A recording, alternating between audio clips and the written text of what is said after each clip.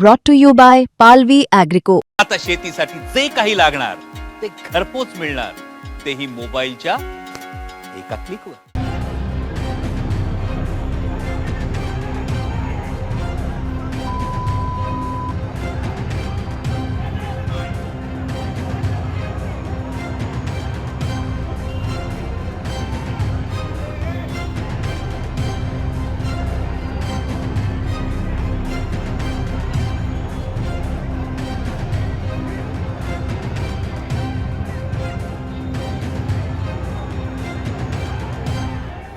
तासगाव शहरामध्ये चालू आहे आणि सकाळपासून अत्यंत चांगल्या गतीनं मतदान चालू आहे असं निदर्शनास येतं. काही लोकांच्या पायाखालची वाळू सरकलेली आहे आणि आजपर्यंत ज्या बूथवरती समोरचा बूथ लागत नव्हता त्या बूथवरती लोक उभारलेले आहेत हे काही लोकांना पचत नाहीये.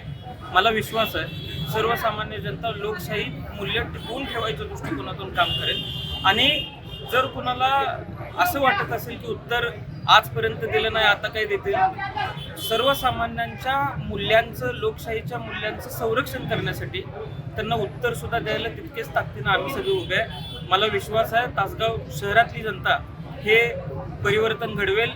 बोगस मतदान थांबवण्यासाठी आम्ही सर्वजण प्रयत्न करतोय.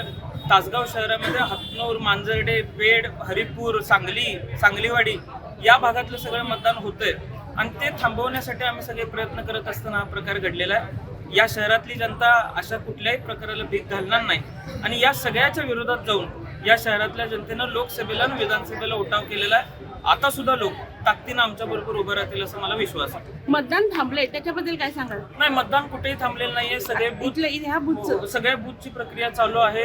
लगेच आम्ही तिथं मतदान चालू करून घेतलेलं आहे. पोलिसांनी आम्हाला आवाहन केलं होतं की तुम्ही सगळे मागे सरला तर लवकरच बूथ चालू करतोय. त्याप्रमाणे आम्ही सगळे मागे सरलोय, बूथ चालू केलेला आहे आणि मला विश्वास आहे आतापर्यंत झाले या प्रभागातले दोन्ही उमेदवार राष्ट्रवादी काँग्रेस पक्ष, शरद पवार पक्षाचे विजयी होणार आहेत आणि नगर अध्यक्ष पदाला सुद्धा समोरच्या उमेदवारापेक्षा 30% अधिक मतं माझ्या नगर अध्यक्ष पदाच्या उमेदवाराला सुद्धा याच प्रभागामध्ये मिळणार आहेत. क्लीन स्वीप मिळेल का समोरच्याला? मला विश्वास आहे लोकांना काम अपेक्षित आहे. आम्ही काम केलेलं आहे. गेल्या वर्षभरात कामाचा आलेख चांगला आहे. लोकांपर्यंत पोहोचण्याचा आमचा आलेख चांगला आहे आणि लोकांच्या मध्ये मिसळणाऱ्या लोकांबरोबर राहतील असा विश्वास मला आहे.